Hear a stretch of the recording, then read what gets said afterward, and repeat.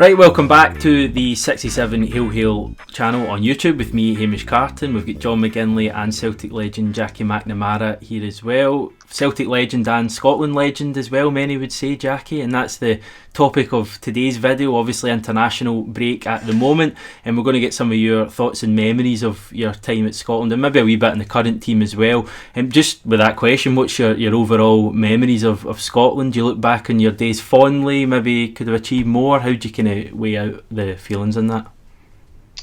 Yeah, I think fondly to start with.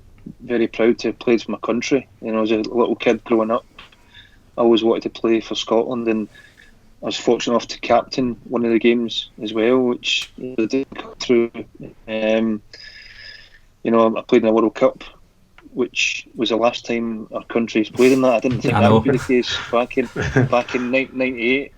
Yeah, 33 caps, I think I'm right in saying you got for Scotland. The start of that career, so the 98 World Cup that you mentioned there, I believe you missed out on the Brazil game, which was the opener, and then you played in the other two games. I think it was a draw against Norway and then a pretty disappointing heavy defeat, I think, in the end to Morocco. What are your memories of that tournament?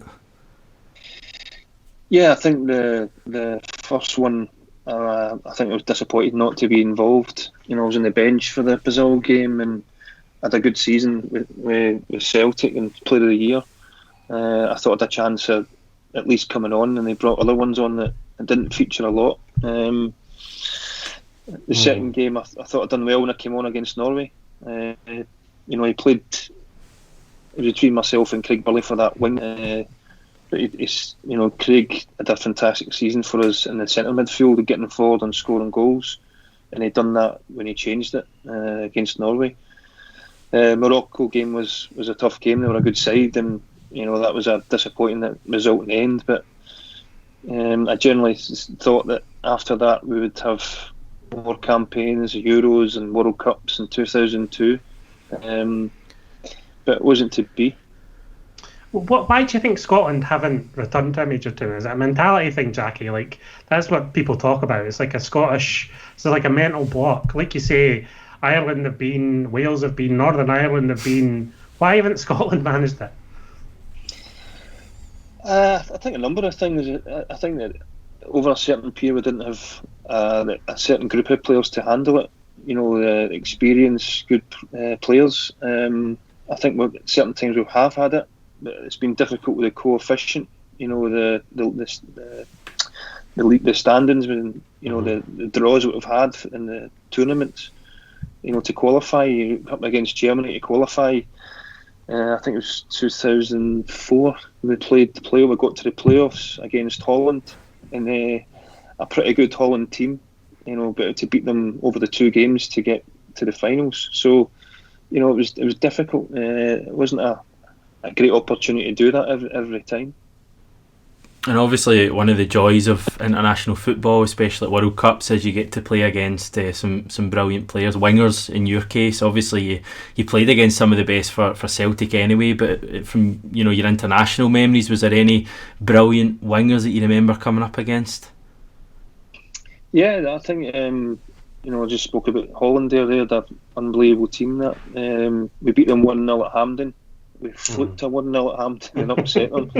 Then we went down the return game in Amsterdam and took 6 off us. But it was up against Overmars, who was a pretty tricky customer. You know, he could go on left foot or right foot. He was low centre of gravity and very fast. So he was a top player, Overmars. But that Dutch team was Seedorf and Davids. You know, right through the team, they had some unbelievable players. See, when you're up against a world-class team, Jackie, and you're playing a world-class winger like Overmars was at the time, do you know within 5 minutes you're going to have a tough time? Or what goes through your brain? Do you know before the game it's going to be really difficult? And I mean, I couldn't even imagine getting done off a winger as a full-back early in the game and then thinking I've got to play another 80 minutes against this guy. I think personally, it's like anything else. When I was young, like as Tommy Burns always said, like that's your guy. You know, you're getting it better than him today, and that's what I used to do as a player. I know sometimes that gets kind of missed a little bit now because of formations and players floating about. But when you were playing back then, if you're playing right back and you had a left winger against you, I'm looking at you as soon as that game's starting, and I'm going to take you that way today, or I'm going to get the better of you today, and that's your 1v1 battle, you know. And then you're joining the rest of stuff with players. And Overmars, I knew I had to get him face his own goals and not run at me, or I was in trouble, which I managed to do most of the time. There was once, I think it could have been a penalty for them in the 1-0 game at Hampden, but I put my leg in and he went down. Could have been given a penalty, but this is the last thing, you know, you want with somebody like that is turning around and running at you. So I made sure, you know, I was tight as I could be and wouldn't allow him the space and that little bit of movement that he could get and turn and run at me. Yeah, I mean, fast forwarding a bit to the current team, obviously this is a Celtic channel, believe it or not, and we've got a huge Celtic contingent in the current Scotland setup. James Forrest, Callum McGregor, Ryan Christie, players like that. What do you make of the current Scotland squad, and do you think this is a team that's going to end the 22-year drought? I hope so. It's a strange squad. It's very unbalanced, if you like. Yeah. You know, it's great world class left backs. You know, if it was down to the left backs, we'd be up there. You know, the biggest thing is scoring goals, and it always has been for us. Having the Griffiths, I think, took us close the last time against England. A couple of great free kicks and always carried a threat. But I think goals have always been a real problem for us internationally. Top goal scorers, you know, back in the day you had Dalglish's, McCoy's, Nicholas, you know, top players.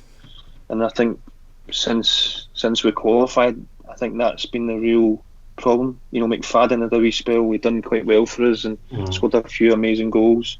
Kenny Miller was done okay for us leading the line.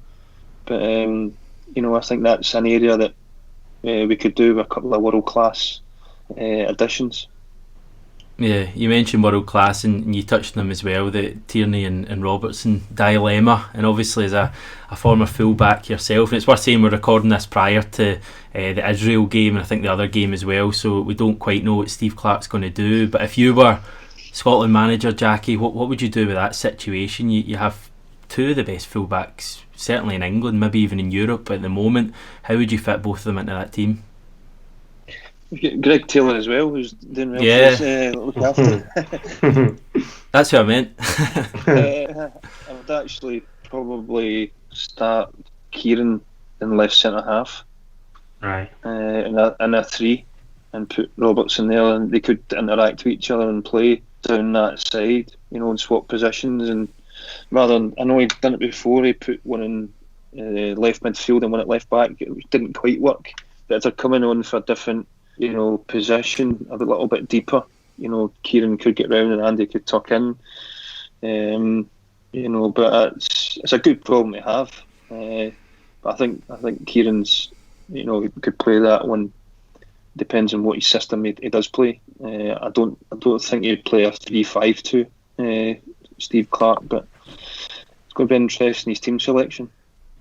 Definitely. John, you're not quite as big of I don't know if I'd describe myself as a Scotland fan, but you're not quite as big into Scotland as I am. But is Jackie excited you with what he's saying about the Scotland team and hopes for the future? I mean, my heart's been broken by Scotland too many times. I think that's what it is. I mean, the last time I was really in love with the Scotland team was just before Euro 2008, I think, or that run. The run where Jackie's talking about McFadden doing wonders for us.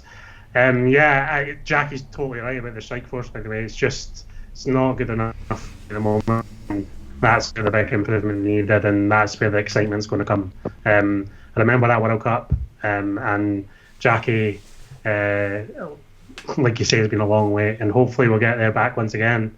But I don't actually have much hope. As long as these strikers are looking like they are at the moment, then I don't have actually that much hope. Lyndon Dykes, no? No. Nah. Fair enough. We tried our best, Jackie. We tried to get him up for it, but he's no for having it. We'll end on that positive note then. Thanks for that, John. Really appreciate that.